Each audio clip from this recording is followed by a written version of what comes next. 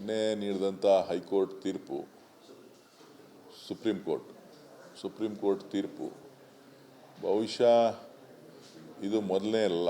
ಈಗಾಗಲೇ ಕಳೆದ ಸುಮಾರು 2 ವರ್ಷಗಳಿಂದನೂ ಕೂಡ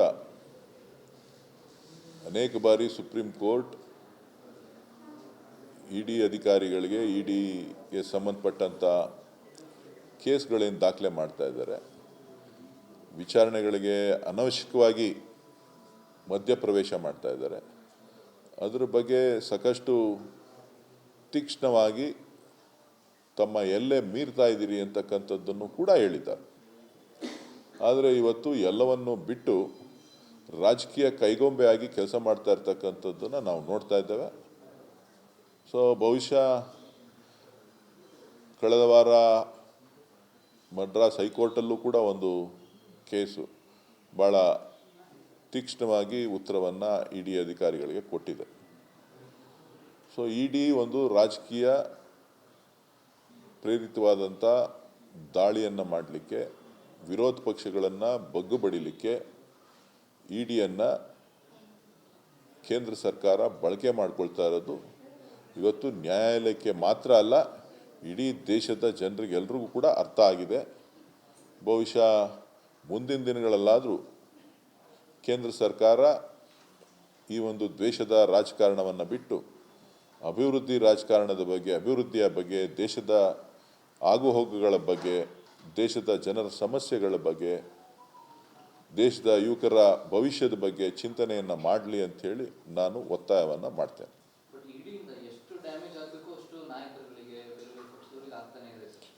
ನೋಡಿ,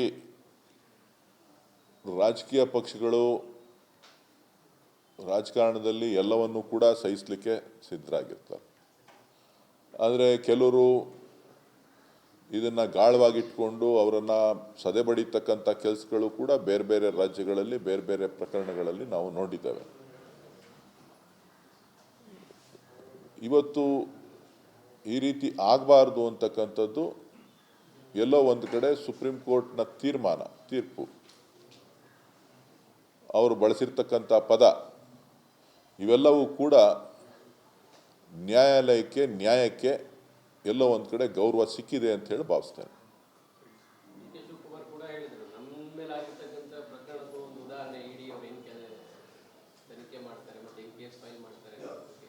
ನೋಡಿ, ಅದೇನಾ ಇಡಿ ಅವರು ಈಗ ನಮ್ಮ ಮೇಲೆ ಕೇಸು ಪ್ರಕರಣ ವಜಾ ಆಗಿದ್ರು ಕೂಡ CBI ಇನ್ಕಮ್ ಟ್ಯಾಕ್ಸಿಗೆ ಬರೆದ್ರು, ಇನ್ಕಮ್ ಟ್ಯಾಕ್ಸ್ ಅವರು CBI ಇದಕ್ಕೆ ಬೇನಾಮಿಗೆ ಬರೆದ್ರು, ಬೇನಾಮಿಯವ್ರು ಇಡಿಗೆ ಬರೆದ್ರು, ಇಡಿ ಅವ್ರು ತಿರ್ಗಾ CBIಗೆ ಬರೆದ್ರು, CBI ಅವ್ರು ತಿರ್ಗಾ ಇಡಿಗೆ ಬರೆದ್ರು. ಸೊ ಪ್ರತಿ ಹಂತದಲ್ಲೂ ಕೂಡ ಯಾವುದೇ ಒಂದು ಪ್ರಕರಣದ ಸುಳಿಯಲ್ಲಿ ಸಿಕ್ಕಿಸಿ ಅವರನ್ನು ಸದೆಬಡಿತಕ್ಕಂಥ ಪ್ರಯತ್ನಗಳು ನಡೀತಾ ಇದೆ ಹೊರತು ನ್ಯಾಯಕ್ಕೋಸ್ಕರ ಹೋರಾಟ ಮಾಡ್ತಾ ಇಲ್ಲ. ಅನ್ಯಾಯ ಆಗಿದೆಯಾ, ನ್ಯಾಯ ಆಗಿದೆಯಾ, ಏನು ತಪ್ಪಾಗಿದೆ ಅನ್ನೋದನ್ನು ಕಂಡುಹಿಡಿತಾ ಇಲ್ಲ. ಎಲ್ಲೋ ಒಂದು ಕಡೆ ಎಲ್ಲಾರ ಒಂದು ಕಡೆ ತಪ್ಪಿಸ್ಕೊಂಡ್ರೆ ಇನ್ನೊಂದು ಕಡೆ ಹಿಡ್ಕೋಬೇಕು ಅಂತಕ್ಕಂಥ ಒಂದು ಪ್ರವೃತ್ತಿಯನ್ನು ಬಳಸ್ಕೊಂಡು ಕೇಂದ್ರ ಸರ್ಕಾರ ಕೆಲಸ ಮಾಡ್ತಾ ಇದೆ.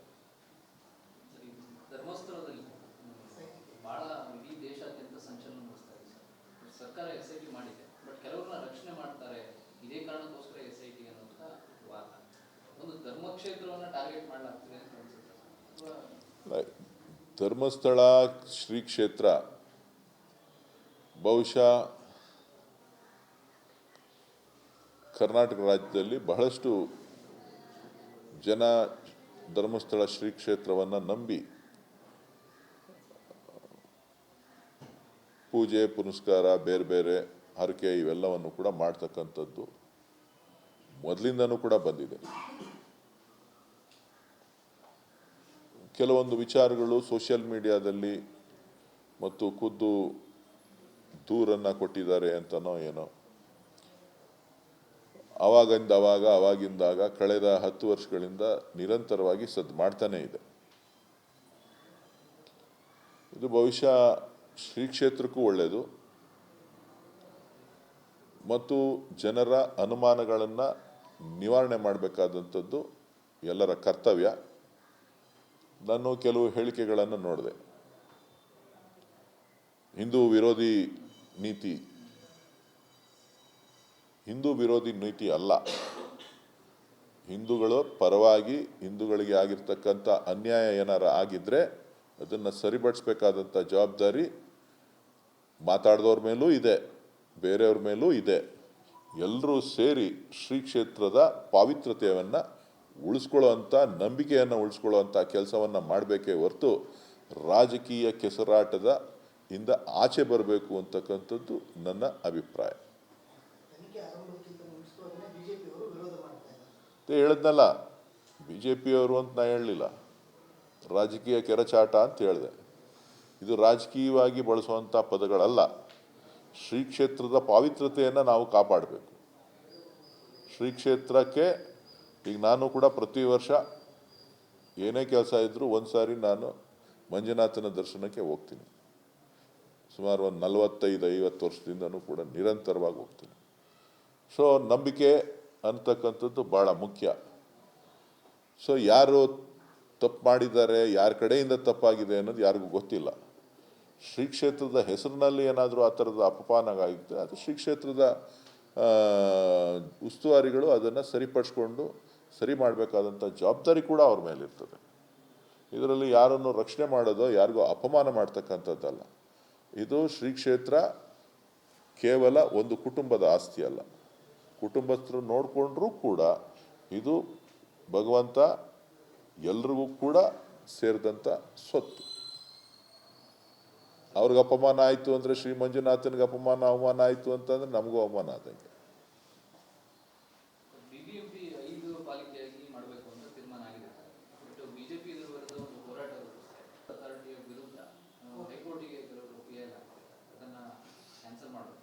ಯಾವುದನ್ನು?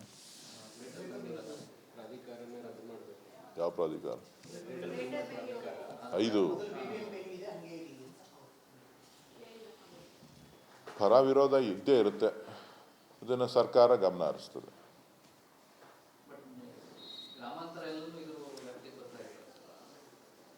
ಎಲ್ರಿಗೂ ಮೂಲಭೂತ ಸೌಕರ್ಯಗಳನ್ನು ಕೊಡಬೇಕಲ್ವಾ? ಎಲ್ರಿಗೂ ಕೂಡ ಇವತ್ತು ನಗರೀಕರಣ ಆಗ್ತಾ ಇದೆ.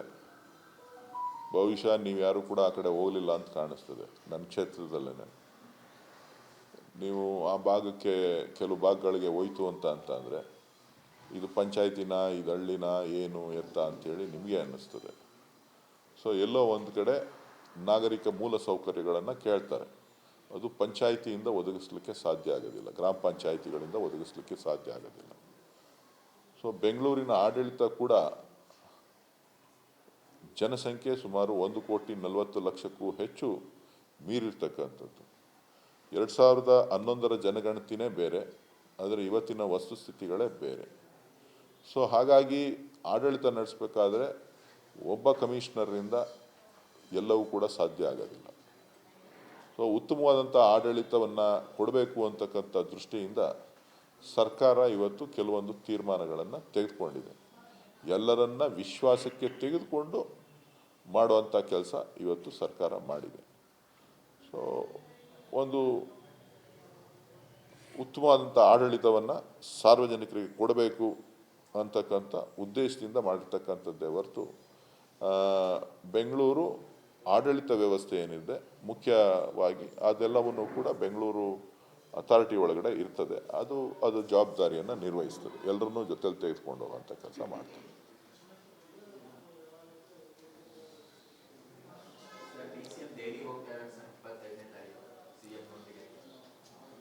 ಹೋಗಬಾರ್ದು ಅಂತಾರ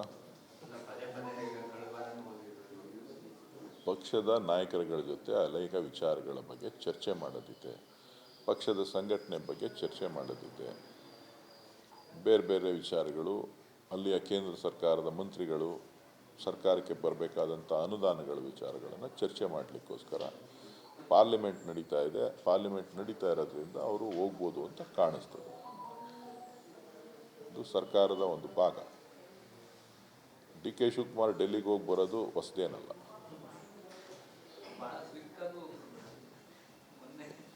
ಯಾವುದೋ ಕಾರ್ಯಕ್ರಮ ಇತ್ತು, ಹೋಗಿ ಅರ್ಜೆಂಟ್ ಹೋಗಿ ರಾತ್ರಿನೇ ಬಂದಿದ್ದಾರೆ.